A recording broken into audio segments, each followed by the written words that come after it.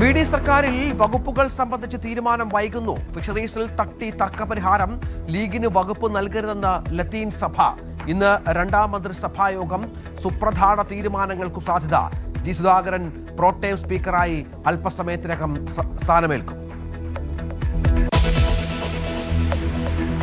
പിണറായിയുടെ രക്ഷാപ്രവർത്തകർക്ക് മുട്ടൻ പണി വരുന്നു. വധശ്രമം ചുമത്താൻ നീക്കം, വകുപ്പുതല നടപടിയും വരും. പ്രതിപക്ഷ നേതാവിന്റെ സ്റ്റാഫിലേക്ക് കയറാൻ ശ്രമം തുടങ്ങി അനിൽകുമാറും സന്ദീപും. ഉദ്യോഗസ്ഥർ നിലവിൽ സ്റ്റേറ്റ് സ്പെഷ്യൽ ബ്രാഞ്ച് ആസ്ഥാനത്ത്. KSRTC ബസ്സുകളിൽ സ്ത്രീകൾക്കായുള്ള സൗജന്യ യാത്രയുടെ വിശദാംശങ്ങൾ ഉടൻ. ഇന്ന് ഉന്നതതല ഉദ്യോഗസ്ഥരുടെ യോഗം. സൗജന്യം ഓർഡിനറി ബസ്സുകളിൽ മാത്രം ഒതുക്കിയേക്കും.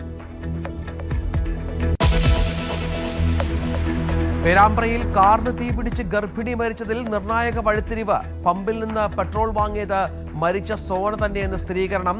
ഭർത്താവിന് സംഭവത്തിൽ പങ്കില്ലെന്ന് പോലീസ്. CCTV ദൃശ്യം തെളിവ്. കോഴിക്കോട് അങ്കനവാടി ജീവനക്കാരിയെ ലൈംഗികമായി അതിക്രമിച്ച് CPM നേതാവ് ഒളിവിൽ. തെരച്ചിൽ തുടരുന്നതായി പോലീസ്. പ്രതി MM പ്രസാദിനെ പുറത്താക്കി CPM.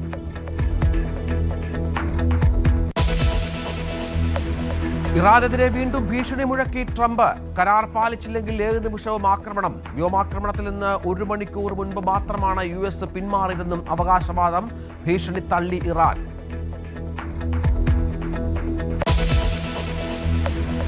മുസ്തഫ ഖമനേയി പൂർണ്ണ ആരോഗ്യമാണെന്ന് ഇറാൻ. ഗുരുതര പരിക്കേറ്റുന്നത് ശത്രുരാജ്യങ്ങളുടെ പ്രചാരണമെന്നും വിശദീകരണം. ഇറാനിയൻ പ്രസിഡന്റ് ഖമേനിയെ കണ്ടതായും ഇറാൻ മാധ്യമങ്ങൾ.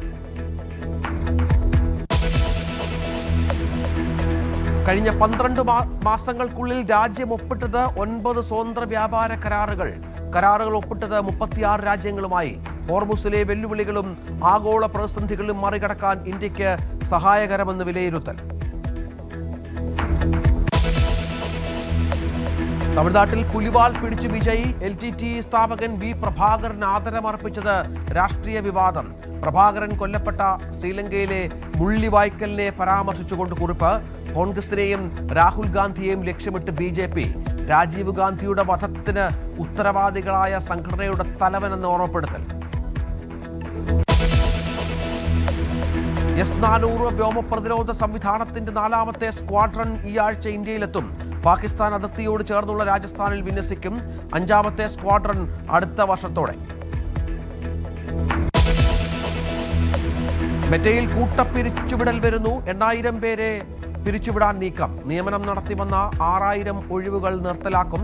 ജീവനക്കാരുടെ എണ്ണം കുറയ്ക്കുന്നത് AI-യുമായി ബന്ധപ്പെട്ട വൻ മൂലധന ചെലവ് കണ്ടെത്തുന്നതിന്. കുതിച്ചുയരുന്ന ഇന്ധനവിലയിൽ കോളടിച്ച് ഇലക്ട്രിക് ഇരുചക്ര വാഹനങ്ങൾ. മെയ് മാസത്തെ ആദ്യ 2 ആഴ്ച ഇരുചക്ര വാഹനങ്ങളുടെ വിൽപ്പന 49,809 കവിഞ്ഞു. മുൻ വർഷത്തേക്കാൾ 13.5% വളർച്ച. വൈദ്യുവാഹനങ്ങൾ തിരഞ്ഞെടുക്കണമെന്ന നിർദ്ദേശവുമായി കേന്ദ്രം. പെട്രോൾ ഡീസൽ കാറുകൾ ഒഴിവാക്കാൻ പൊതുമേഖലാ സ്ഥാപനങ്ങൾക്കും ഗ്രാമീൺ ബാങ്കുകൾക്കും നിർദ്ദേശം.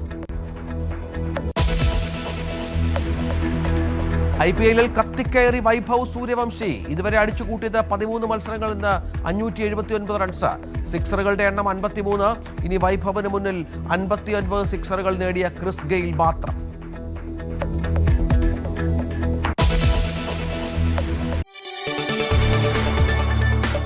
കൂടുതൽ വാർത്തകൾക്ക് News 18 കേരളം യൂട്യൂബ് ചാനൽ സബ്സ്ക്രൈബ് ചെയ്യുക.